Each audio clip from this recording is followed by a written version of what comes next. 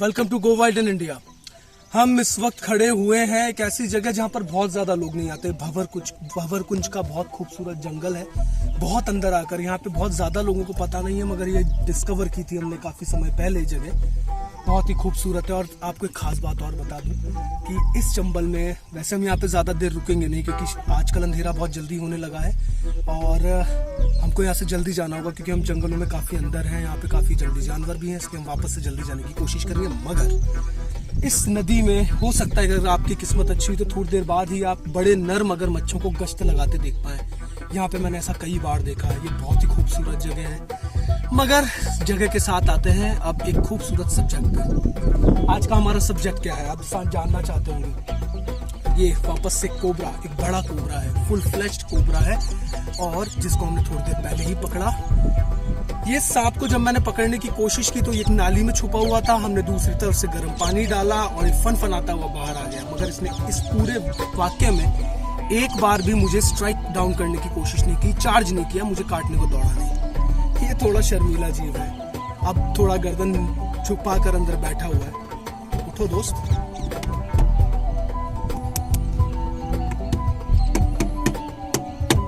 जरा देखिए इसको, अभी जाग गया है। मैं चाहता हूं कि ध्यान से आप इसका ध्यान से इसका बड़ा सा फन देखें। इसका काफी बड़ा फन है तो दोस्त, काफी बड़ा फन है इसका, और जो कि अभी दिखाना नहीं चाहता, शर्मा रहा है, पर एक काफी बड़ा कोबरा है। जरा देखिए इसको और इसकी आवाज सुनिए जरा, कितना बड़ा चमकीला फन है इसका। शायद आपको इसकी आवाज आ रही हो। ये गुस्से में है, अभी तक शांत था, मगर अब इसको पता है कि इसको छेड़ा जा रहा है। मगर हम तुम्हारी मदद करने आए दोस्त, तुम यहाँ से वापस अपने जंगलों में जाने वाले हो।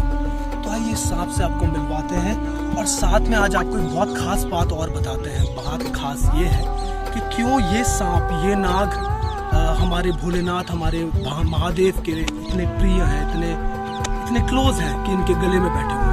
आइए दिखाते हैं।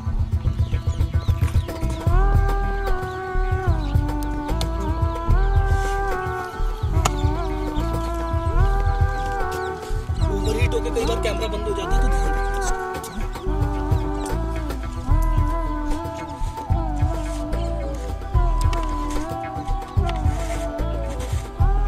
हमेशा मैं बताता हूँ कि जब भी आप सांपों को खोलने वाले हो तो वो समय भी आपके सांप पकड़ने जितना ही खतरनाक होता है। इसलिए सचेत रहें, हमेशा दूरी बना के रखें और इन्हें छूने की कोशिश ना करें। हमारा डब्बा खुल चुका है, मगर फिर भी हम इसको उंगलियों से ना खोलकर अपने हुक से खोलेंगे। मैं चाहता हूँ आप इसे पास से देखें।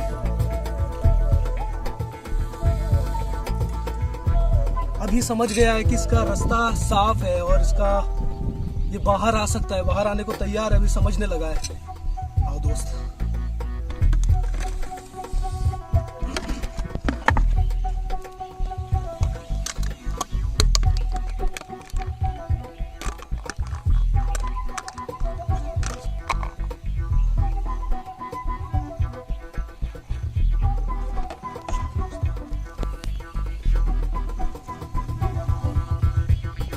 मैं चाहता हूं आप इसको पास से देखें, कितना बड़ा फन है इसका।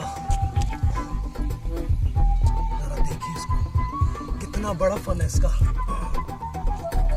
मैं आपको बताने वाला था हमारे भोलेनाथ के इतना करीब क्यों है। खास बात यह है, बैठ जा।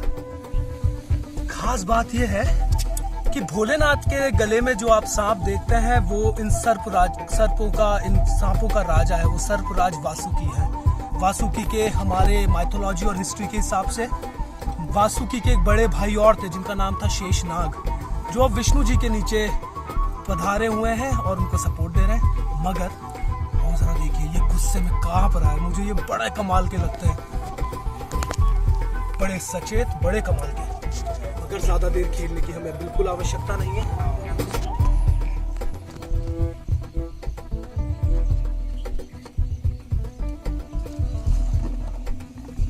जरा इसका मैसिव साइज देखिए, जरा देखिए कितना बड़ा है ये।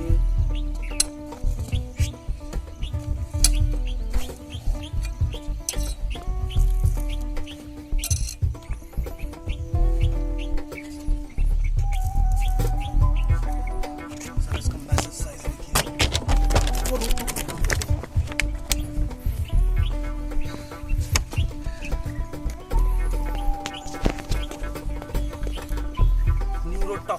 चार्ज ये सांप।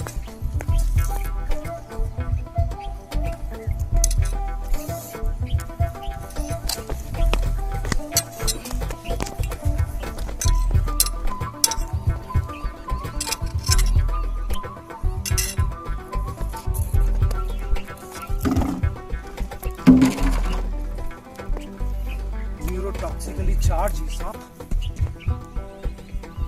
भाग जाना चाहता है। अगर हम इसको बिना आपसे मिलवाए जाने नहीं देंगे। एक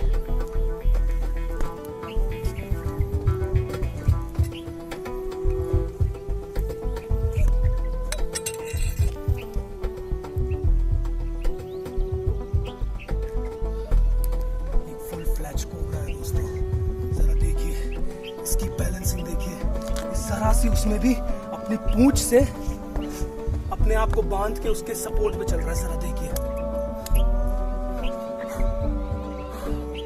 अगर ये एक मोनोकल्ट सांप होता तो मैं ऐसा बिल्कुल नहीं कर सकता था, क्योंकि ऐसे में वो मेरे बहुत करीब आकर मेरी आंखों में थूक सकता है। ये मुझसे गुस्सा है और जाना चाहता है तुरंत, और हमारे बहुत करीब भी, इतना करीब हमें इसको रखना नहीं चाहिए।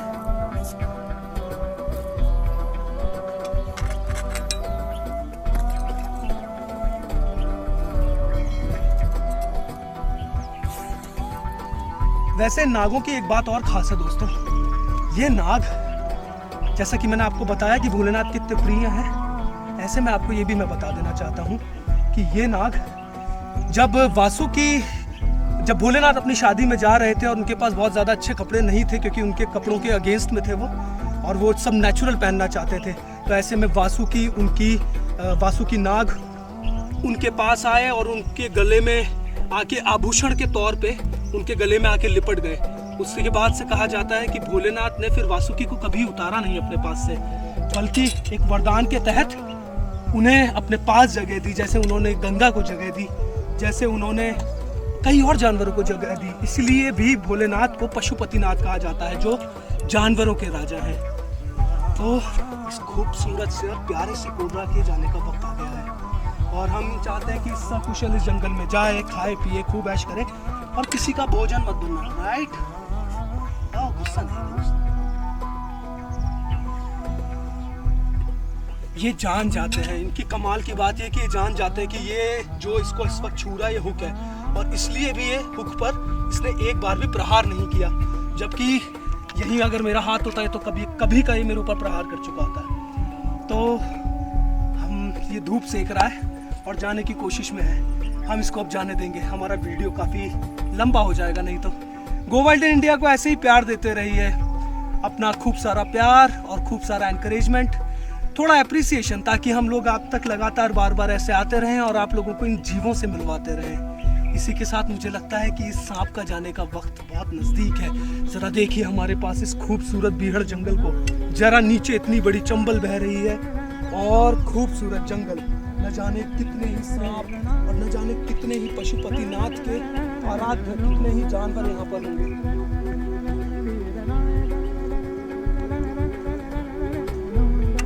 जरा देखिए, मैं सांप से काफी दूर हूँ, मगर शायद उसको वहाँ पे बैठ के धूप सेकना अच्छा लग रहा है। वो मुझसे कम से कम 15 फीट दूर है, मगर वहीं पर बैठा हुआ है।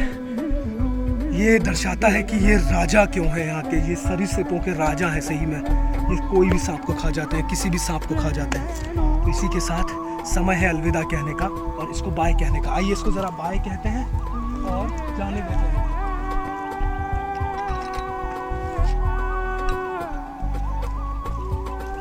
मैं चाहता हूँ कहीं चले जाओ दोस्त।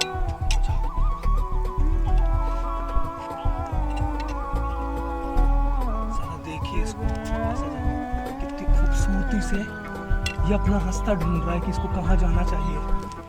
चट्टानों में से इसने वापस नीचे जाके देखा कि वहां पे जाने का कोई रास्ता नहीं है, और अब ये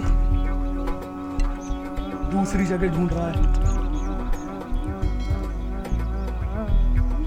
मैंने आपको जानबूझ के ये सांप यहाँ छोड़ के दिखाया ताकि आप इस चीज़ को समझ पाएं कि ये सांप कितने ज़्यादा एक्टिव है इस चीज़ को लेकर कि वो कहाँ गिर सकते हैं, कहाँ नहीं। इनमें बहुत ज़्यादा सेंस है और ये वही जगह अपने लिए चुनेगा जो इसके लिए सबसे अच्छी होगी। ऐसे में फ़िलहाल ये भी शायद इस चंबल को हमारी तरह देख के एकदम मंत्रमुग्ध हो गया है। और क्या करें, क्या कीजिए, ये खूबसूरत व्यू ही इतना खूबसूरत है कि क्या बताएं आपको। जाओ मेरे दोस्त, चलो चलो चलो चलो चलो।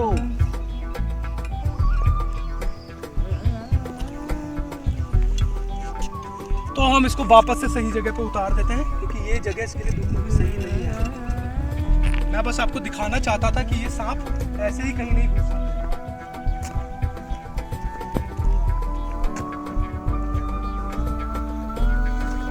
देखिए पास आ जाए फटाफट, जरा देखिए,